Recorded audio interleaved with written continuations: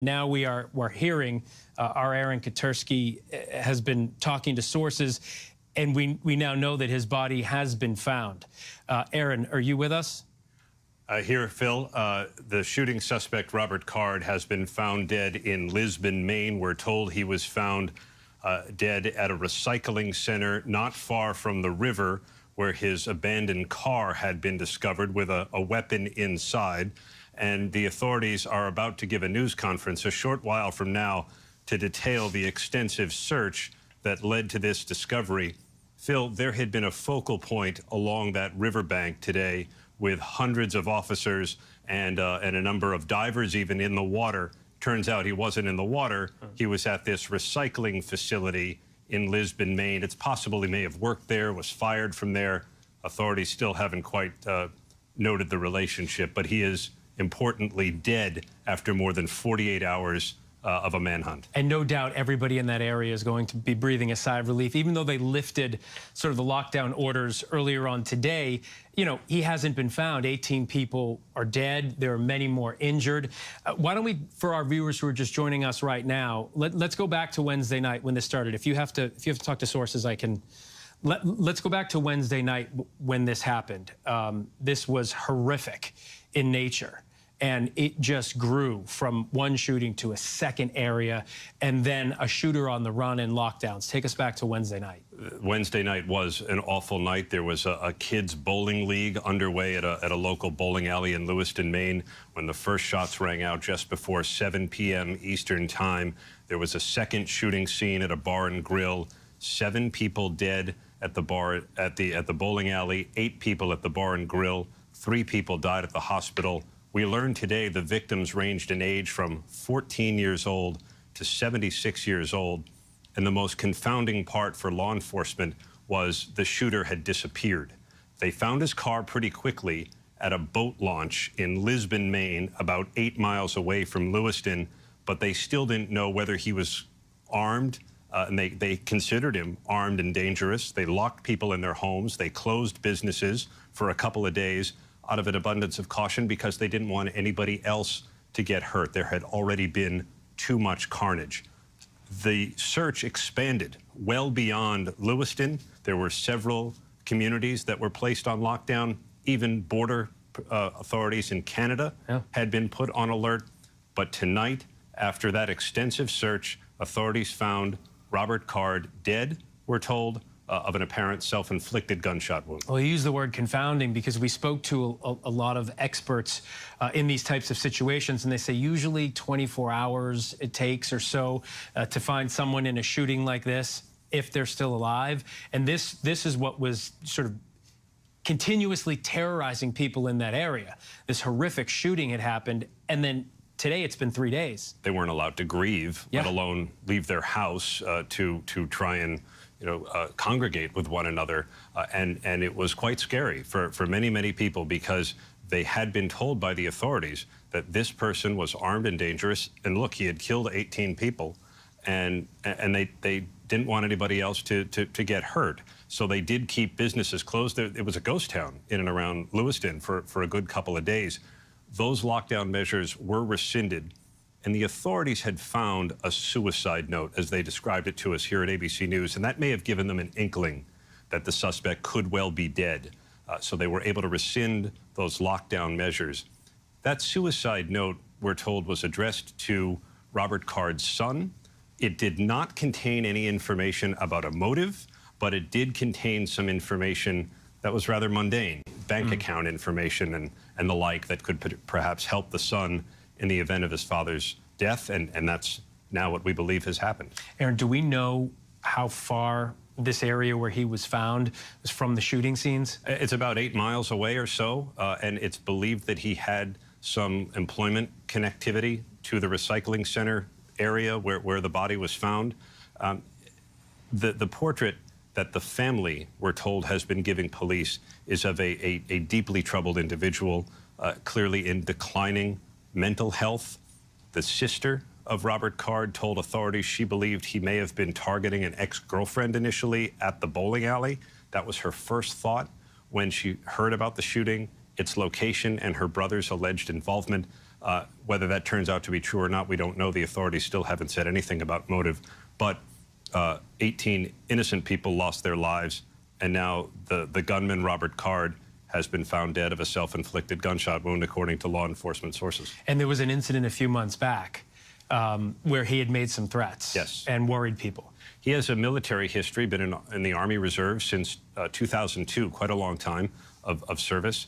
And he was at a training facility for West Point cadets north of New York City when, and that was this past summer, when some of his colleagues said he was behaving erratically. He had threatened violence against some of his fellow soldiers, it appears. And because of that, there was an intervention, and he was treated for 2 weeks in a military facility. Eventually, he was discharged from that facility. Whether the Army ever told authorities in Maine, and whether that warning, even if they did, would have been specific enough to take away his weapons, is still something that the authorities are investigating. You know, and while they have said nothing about motive, it's clear even from his family that this man was deeply troubled. But there are a lot of deeply troubled people who don't do what he did. And so now begins the conversation. And it already started, I think, within 24 hours of this horrific shooting Wednesday evening about gun control. Because the country has become, you know, I think numbingly used to these kinds of shootings occurring. You know, it used to be, even as recently as 2019, there were about 400 mass shootings a year. Now there's 600 a year, and that number continues to grow. But it is a country awash in guns with ready access, especially in a state like Maine. And here, the deadly combination that we've seen before of apparent mental illness and ready access to weapons. Yeah, and in this type of powerful weapon, we already saw one lawmaker in Maine sort of flip-flop on his position. He had already, if you guys can remind me of his name, he was very much against any kind of gun control. He's a conservative Democrat, I believe, and he just yesterday said that he now thinks it's time that we go ahead and ban AR-15 style rifles like that. And the thing that you talk to, gun experts will tell you the power of this gun, the power of the round that comes out of this gun. You know, most of the time it's a .223, and it is a very powerful round. And time time after shootings, and unfortunately many of them have been in schools, you know, Newtown. I was there, and this style weapon was used, and the damage it does is just, it's mind-boggling. So much so that hunters don't really even hunt with it because it does so much damage to what it hits. And so there will now be this national conversation, as there is almost every time there is a mass shooting, of what should we do with gun control? And people go to their corners. You hear some in the country say it's just about mental health, and you hear some in the country say it's just about guns. Aaron, we have Brad Garrett standing by, who we talk to a lot of times in situations like this. Brad, I want to bring you in because you had mentioned this earlier on today in part of our coverage. You had sort of floated the thought that he might not even be alive anymore. This doesn't surprise you, this ending? Absolutely not. I mean, if you look at the motive of mass shooters, and it varies, obviously, as to what drives them to commit the shooting, but the point being, they're all suicide missions. They know that they're likely going to die at the scene, either at their own hand, or they force law enforcement to kill them. You know, this case doesn't appear to me, even from the front end, from Wednesday night when we were talking about it, that anything was probably different. Then we have the suicide note that Aaron's talking about that, you know, even took me further of, you know, likely this guy's not alive. And after the suicide note, I said, this guy's just not alive, period. And it may take a while to find him. So it's just one of those things that go, people who commit these type of horrific acts always tend to be troubled, some more than others. This guy may fit into the more than others category. But be that what it may, it's all about the act. You have to understand they do these things because it's all about power. And if any of it's true, that he was going after an ex-girlfriend, that she would be part of whatever revenge he's, I guess, enacting.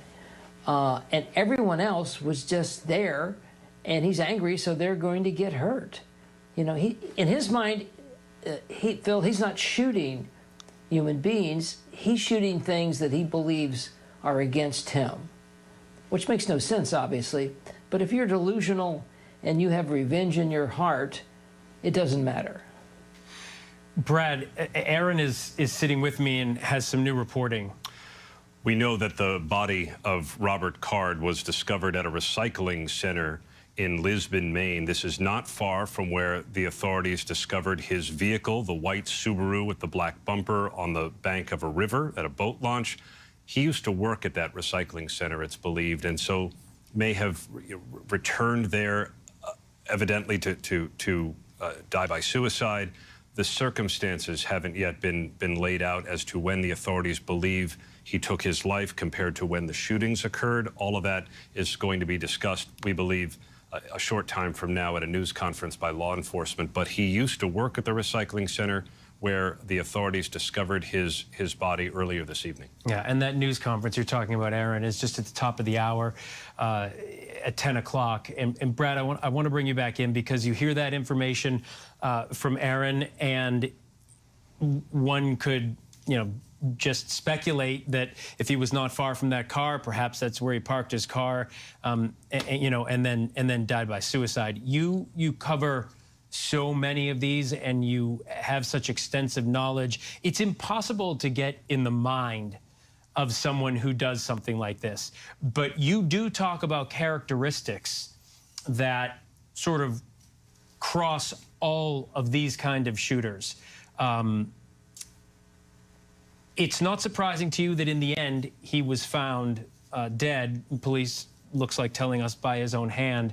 But the lockdowns and all the hysteria, that was handled appropriately, you believe, by authorities in this situation? Well, I felt like they didn't have any choice. I mean, I have my own thoughts, experience, opinions about probably what happened to this guy, which ends up being true in this case. But you can't, you know, the whole idea of behavioral profiling is it gives you some direction, but it's just a spoke in the wheel, Phil. It isn't the beat all, the end all. It isn't Silence of the Lambs. It's an, you know, it gives you some help sometimes, and it takes you in a direction. So when I heard initially that, you know, he stopped at a boat ramp and he may have gotten in a boat, I said, well, you know, all that's possible, but it's not likely. I have yet to follow or study or talk about mass shooters where they have thought anything beyond the shooting itself. That's where they usually die at the scene. They have hit their glory. They have empowered themselves. They've committed this act. And then, you know, some of them have remorse after they do it. But the point being, they end up dead. And I think in this case, he drove, it sounds like, based on what Aaron is reporting, to this boat ramp because it's close to this recycling center, and he probably walked. And it also goes to, and I've said this several times this week, you always have to check out where people have a history, because when they disappear, it may be likely tied to something that they have gone to, worked at, have a cabin on a lake, whatever it might be, and many times that's where you'll find them, alive or dead. And in this case, it sounds like he went to a place that he had some history. And he drove the car, obviously, maybe as close as he could get, or felt like that was a good place to pull off where law enforcement probably was not on his tail at that point, which is accurate. And he goes to the recycling center and ends his life. Brad, there are going to be a lot of conversations that happen, you know, Monday morning quarterbacking, as there always is. But Aaron spoke earlier about the gunman's erratic behavior and 2-week treatment at a military facility. While investigators are still looking into whether that history was properly reported, it remains an open question about what happens if it was not reported. What, if any, accountability would there be for the military if they had failed to report something like this? Well, could it be used clearly in a civil suit? Probably, would be my guess. But when you get into people that clearly have severe mental health challenges and they make rambling, sometimes violent statements, you know, I would love to know, for example, whatever mental health, probably a psychiatrist, evaluated him and decided, you know, whatever it was that he diagnosed him as, and maybe even put him on medication. That would also be interesting to know. But the issue would be, does it rise to, does local law enforcement need to know about it? And this is a point I think we alluded to or talked about earlier, is would they even do anything with it if they had it? The failing in mass shootings typically is there are signs, there are things that happen with weapons, with behavior, with dark thoughts, with talking violence, whether it's online or in person, but we're not set up in law enforcement to follow people like that. You would literally need extra squads, units, whatever you want to call them, to keep track. You'd have to do it with mental health professionals, unless the cops were trained, had the background in that. And we're not, first of all, I don't have the manpower to do it, and a lot of it won't take you anywhere. But it's the only thing that we can really do. I mean, we're not going to get away, we're not going to stop, despite what some politicians are saying, we're just not going to stop making AR-15s. They're just not going to outlaw them, I don't think. And it's just, it's going to be a reality, so you have to find some alternative. And this is one alternative. And there are some cities that have combination of law enforcement and mental health units. They're mobile units. They move around. But I don't know how much time they have to follow up on people that they've actually, like this guy, like Mr. Card, who checked on him after he left West Point? I'm going to guess nobody, because the system's not set up to do that. So if he even told the police in Lewiston or one of the surrounding sheriffs in the county he lived in, I mean, it would be great information to have, but what are they going to do with that? They're going to send a deputy out and check on him once a week? Well, that would be great, but it's not realistic. They tend not to have the manpower or the time or even the training to even know what to look for. It's nothing against them. It's just sort of the reality of the situation.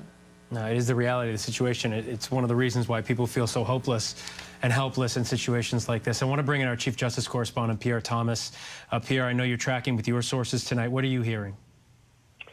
Well, we have from multiple sources, one of whom called me to say suspect has been found, body discovered, apparent self-inflicted wound near Lisbon, in the Lisbon area, a recycling center, an area where he had worked. Everyone breathing a sigh of relief that at least the threat to the community is now over. Clearly, now they will begin to do the postmortem on this whole issue of, how this person continued to maintain access to weapons. Again, I think the issue that Brad just raised in terms of the follow-up is an important one. But the question that anyone using common sense is going to ask, if in fact the law enforcement bulletin that we have reviewed or had access to is accurate, that he was acting erratically to the point where the officials at the military installation up in upstate New York where he was assigned, were concerned enough to refer him or get him to go to a mental hospital where he was allegedly hearing voices and perhaps talking about harming, shooting fellow soldiers, notwithstanding whatever the diagnosis was, the question becomes, was there an effort to find out, does this person have access to guns? And the whole question of whether they should continue to have access to guns. That's going to be the dominant question that many people are going to ask. What happened after he left that mental health facility in July after about 2 weeks, and why wasn't there more follow-up? I'm sure the people of that community, the people who have lost loved ones, that's the question they would want to have answered. And Aaron, we're sitting here and Brad is laying it out for us, and Pierre is talking about, the postmortem that is going to have to happen. I can't help but be struck by the fact that we've had this conversation so many times before. And it seems to me, in recent recollection over the last year or two, there have been many of these situations where there were, I don't mean literally red flag laws, but I mean red flags that were seen by people. And yet the shootings continue to happen. There is not going to be a trial here. It seems, by all accounts, that Robert Card, died by suicide. Died by suicide and acted alone, it appears. And the fact that his body has been found now indicates that in all likelihood there will not be a criminal trial, which, among other things, in addition to seeking justice, does give the community the benefit of having law enforcement lay out all of the evidence and everything they know. We'll see what law enforcement's prepared to share, but the digging that would ordinarily continue, the search for the evidence, and all of that goes into that, is now much more relaxed and less urgent. And it without the benefit of a trial, you wonder if a complete narrative will ever fully be made public or known. Right, and then you wonder what's better for a family that has just lost a loved one in this sense, knowing that someone's going to be held accountable, getting answers through a trial, or knowing that the person is dead. I mean, either way, whatever we talk about here, whatever we figure out about this person, the end of the day, their loved ones are gone. And who knows what, nothing can make it any better, and there's no reason for it. At least with the suspect now being found dead of an apparent self-inflicted gunshot wound, according to law enforcement sources, the community can at least come out of its lockdown and begin to grieve and comfort one another. 18 funerals are going to have to be planned for victims who range in age from 14 to 76. In a very small town, very close-knit community. 70,000 people had been under lockdown. They can now begin to heal. All right, let's bring in Trevor Ault, who is at the scene of one of the shootings Wednesday night, the bowling alley. Trevor, the news is spreading there, I would assume, quickly. Yeah, absolutely, Phil, especially as just a few hours ago, people were finally told by the officials that they were welcome to go about their business. They were welcome to reopen restaurants, gas stations, pharmacies, and things like that. And this is certainly, as you and Aaron have been talking about, going to bring a mixed bag of emotions for this community. Absolutely, there is going to be relief. I mean, you're talking about mourning. Aaron mentioned 18 funerals, 30 victims, still people healing in the hospital here. And yet today, this evening, they had a online vigil that was planned because they weren't allowed to gather. Now, we talk over and over again about how we have covered a lot of these mass shootings. This is certainly the first one that I've covered where that kind of communal grief was prevented in the immediate aftermath because of the shooter able to at least temporarily get away. In one sense, the fact that this search is over, that is going to absolutely bring relief for all the people who were still afraid. I heard that from a survivor who was here in the bowling alley when those first shots were fired. When I asked her explicitly, how do you feel knowing he's still out there? She said one word, afraid. Having said that, they also said they wanted him to be captured because they wanted answers. As close as people can get to fathoming what this is like, certainly when you have unimaginable loss, you want to know why. I don't know if there is a satisfactory answer as to why a person would shoot up multiple public areas and kill 18 people, but they wanted to at least try to get some kind of clarity. A lot of people wanted some kind of punishment. They are not going to get that now. It is, in some ways, a cruel fate. It is a stopgap or an ending of where at least his journey comes to a conclusion. But for these people who are still grieving, they're still living in the midst of this. They told me today, Phil, they have to communicate with everybody in their lives using the only social media that they have on their computers, because here in this bowling alley, their phones are still in there. Their cars are still on the lot because it's an active crime scene. They're not allowed to go get any of it. These people have to live this nightmare continuously. It's over in the fact that they don't have to shelter in place living in fear that this murderous shooter might come back at any moment, but they're going to have to deal with the pain for quite some time. No, and I think it's the one thing that anybody who has lived through these or covered them is certain about. It's the only certainty that there will never be an answer good enough. There will never be an answer good enough, no matter what they find out. That I believe is the one certainty in these things. Absolutely, and you know that's something I've spoken to a number of victims from other shootings. I'm sure that you have too, but you also can't help but want to see it. You can't help but to want to ask the questions of the shooter, to want to see the shooter have their day in court, or to have some sense of justice, to have some kind of reprieve or comeuppance or anything really in this moment when you're, if anything, the best case scenario is you feel numb, because otherwise it is just so painful. Having said that, what we always see in the wake of these terrible tragedies, every single time, is a community holding itself together.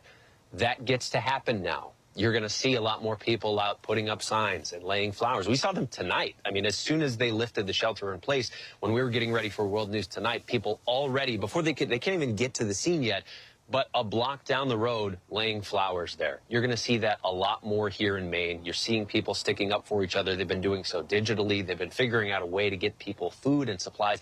Now they're going to be in each other's arms. That is going to go a long way for the healing process for this community, Phil. Yeah, it strikes me, Trevor, that you talk about a virtual vigil. You know, we went through COVID where people couldn't grieve the loss of their loved ones, and I think that was one of the first times we saw anything like that. And now you're right. I think this is the only mass shooting that I can remember that it went this long looking for the actual shooter. So they had to do a vigil online. I think you're right. I think that will be the best thing that happens now, is that people will be able to physically hug each other and begin the grieving process, which is massive for this small town in Maine. Absolutely. And, you know, what I have learned in my brief time here in Lewiston, and I think in Maine at large, this is a place, putting aside the fact that it has a tremendously low crime rate and everything like that, so it makes it more shocking. It's a group of people that really value their sense of community. And when you consider the fact where this massacre took place, the first one at a bowling alley, you have bowling leagues, you've got a youth bowling league, but these are people who every single week on Wednesday night would gather here. They knew everybody. The second location, a bar, wide open, it has cornhole there. People get together routinely. These are people that they spend their lives with. It's part of their calendar. You set your clock to it every single week. These are people that they really know.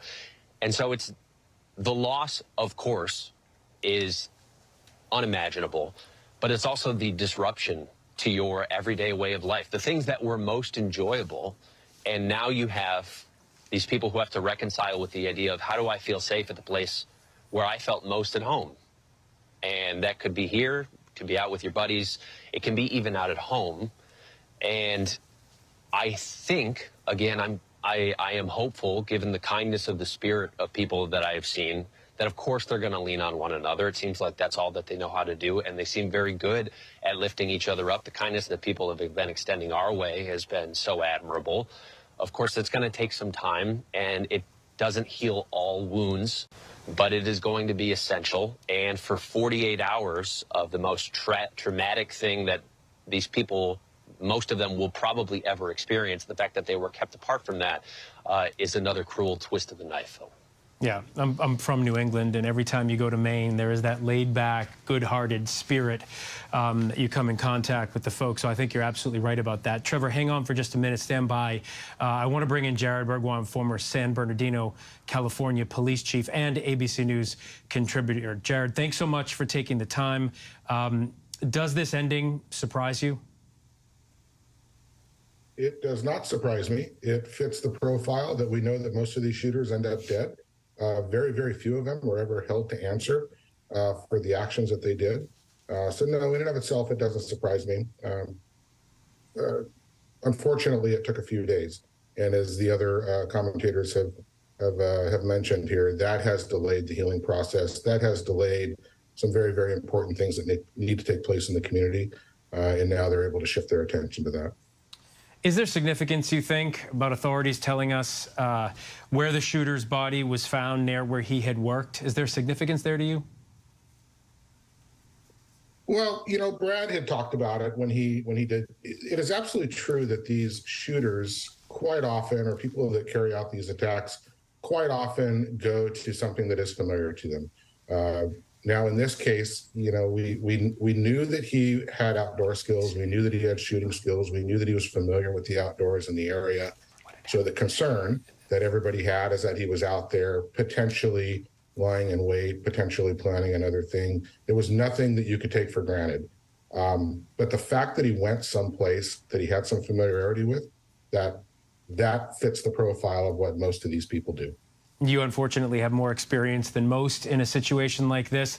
I'm wondering, you know, over the last 3 days when they've been looking for him, we saw them go to one of his homes and literally over loudspeaker with lights come out. We know you're in there. He wasn't. That's standard practice, I was told, when issuing a search warrant in a situation like this. But do teams go back to places they have already cleared in a situation like this? In other words, do you think they had maybe been to this area and just didn't check in the specific place his body was?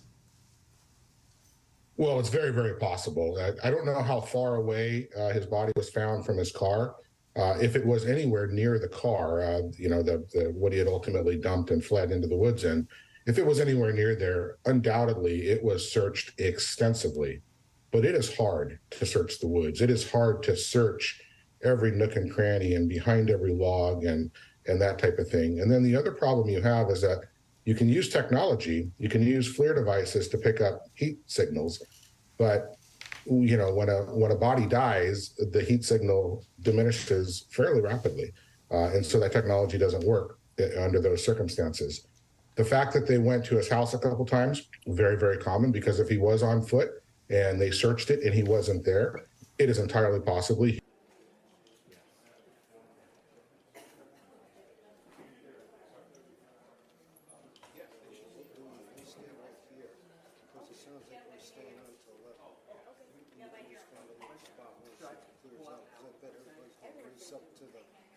Or they're going to race to the...